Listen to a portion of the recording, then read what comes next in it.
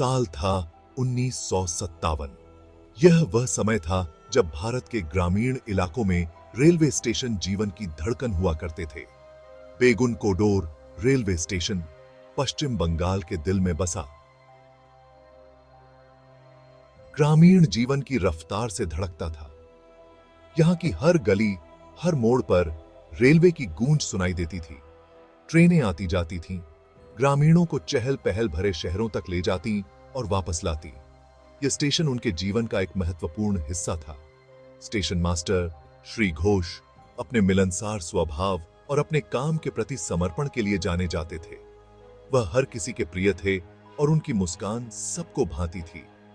वह पटरियों के पास एक साधारण से बंगले में रहते थे। उनका जीवन रेलवे से जुड़ा हुआ था। फिर की एक त्रासदी हुई जिसने सबको हिलाकर रख दिया। एक तूफानी रात श्री घोष, उनकी पत्नी और छोटी बेटी अपने घर में मृत पाए गए। यह खबर पूरे गांव में आग की तरह फैल गई। परिस्थितियां रहस्य से घिरी हुई थी। कोई नहीं जानता था कि यह कैसे हुआ। किसी ने गलत डकैती की फुसफुसाहट की तो किसी ने जहरीले सांप की। अफवाहें चारों ओर फैलने लगी। गांव वालों ने परिवार का शोक मनाया। उनका दुख एक बार जीवंत स्टेशन से गूंज रहा था। हर कोई सदमे में था। लेकिन जब उन्होंने घोष परिवार को आराम करने के लिए रखा तो बेचैनी की भावना बनी रही। यह एक ऐसा दुख था जो आसानी से नहीं मिट सकता था। स्टेशन जो कभी संपर्क का प्रतीक था, अब एक भारी चुप्पी लिए हुए था। यह चुप्पी सबको डराने लगी। किसी को नहीं पता था कि यह तो बस शुरुआत थी। आगे क्या होने वाला था यह कोई नहीं जानता था। त्रासदी के बाद एक नई कहानी फैलने लगी। एक भूतिया आकृति सफेद साड़ी में एक महिला की फुसफुसाहट शुरू हुई। कुछ लोगों ने उसे चांदनी प्लेटफार्मों से गुजरते हुए देखा। उसकी उदास आंखें चांद की पीली चमक को दर्शाती थीं। पहले तो इन कहानियों को अंधविश्वास कहकर खारिज कर दिया गया, लेकिन जैसे जैसे यह दिखाई देता रहा वैसे वैसे सबसे ज्यादा शक्की लोगों के मन में भी शंका घर करती गई। स्थानीय लोगों के दिलों में डर घर करने लगा। जैसे जैसे कहानियां फैलती गईं, वैसे वैसे डर भी फैलता गया। लोग अब स्टेशन के पास से गुजरने से भी कतराने लगे थे। रेलवे के अधिकारियों ने ध्यान देना शुरू कर दिया। उन्होंने इस रहस्यमयी घटनाओं की जांच के लिए एक टीम गठित की। स्टेशन जो कभी पूरे स्टाफ द्वारा संचालित होता था, अब रात की पाली के लिए स्वयं सेवकों की घटती संख्या को देखता था।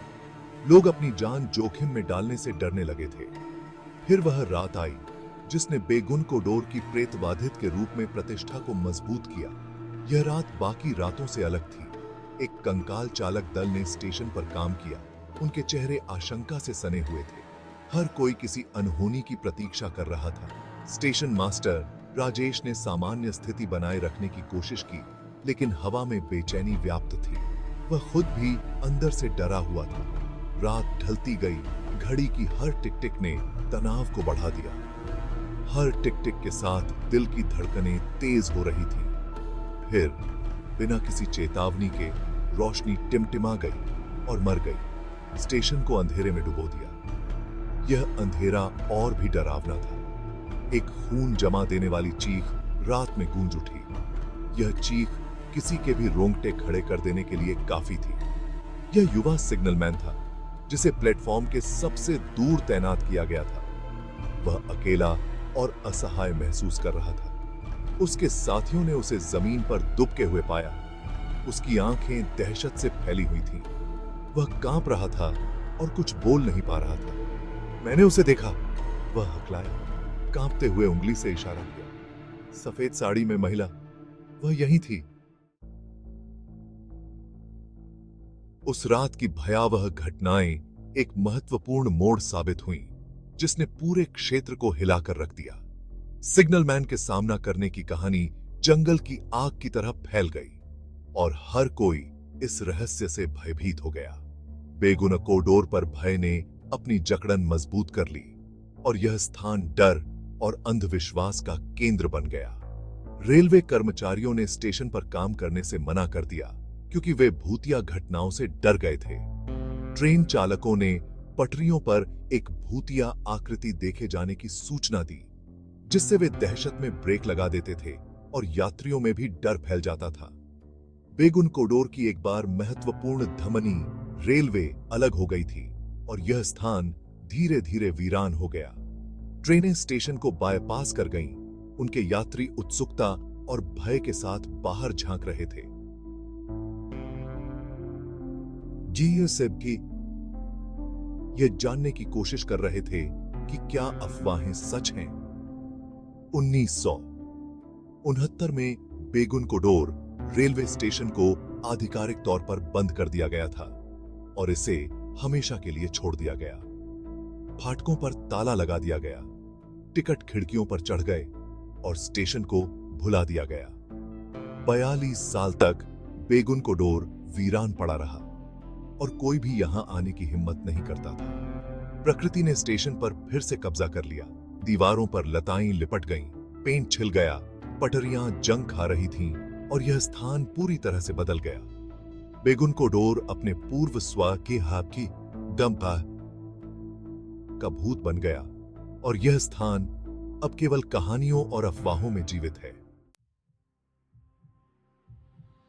हालांकि रेलवे स्टेशन वीरान पड़ा था, लेकिन बेगुन कोडोर की कहानियां मरने से इनकार कर दिया। गांव वालों ने किंवदंती को जीवित रखा। वे सफेद साड़ी में महिला की बात धीमी आवाज में करते थे। बच्चों को चेतावनी दी गई थी कि वे अंधेरा होने के बाद स्टेशन के पास न जाएं। बेगुन कोडोर के प्रेतवाधित इतिहास में नई कहानियां बुनी गईं। ग्रामीणों ने अजीब रोशनी और ट्रेन की सीटी के दर्दनाक रोने की बात कही। स्टेशन एक ऐसी जगह बन गई जिससे बचा जाए, उनके सामूहिक भय की एक भौतिक अभिव्यक्ति।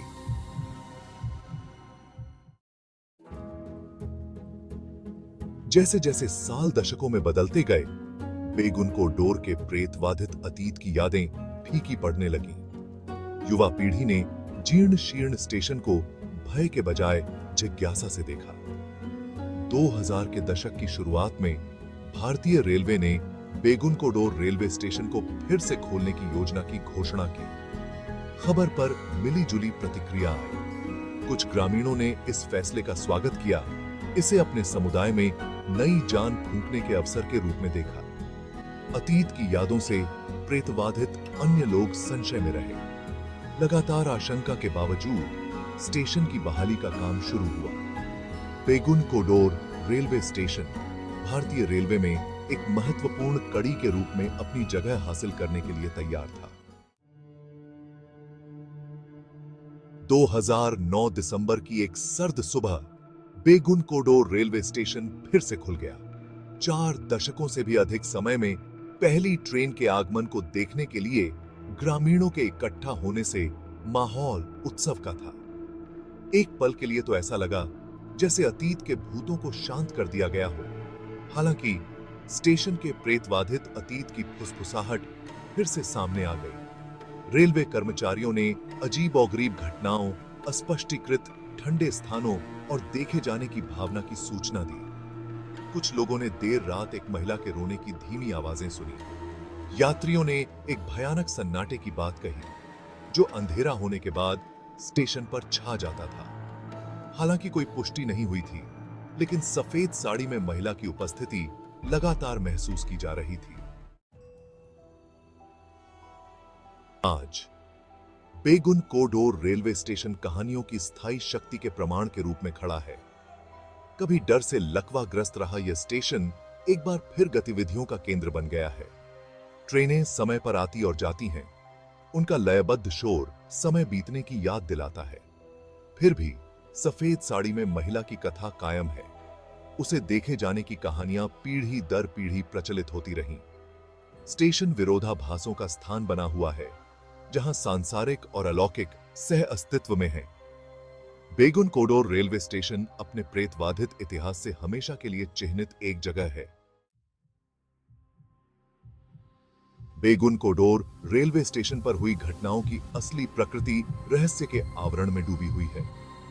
क्या स्टेशन वास्तव में प्रेतवाधित था, या घटनाएं केवल अतिस्क्रिय कल्पनाओं की उपज थीं? अजीब-ओ-गरीब घटनाओं की व्याख्या करने के लिए कई सिद्धांत सामने रखे गए हैं।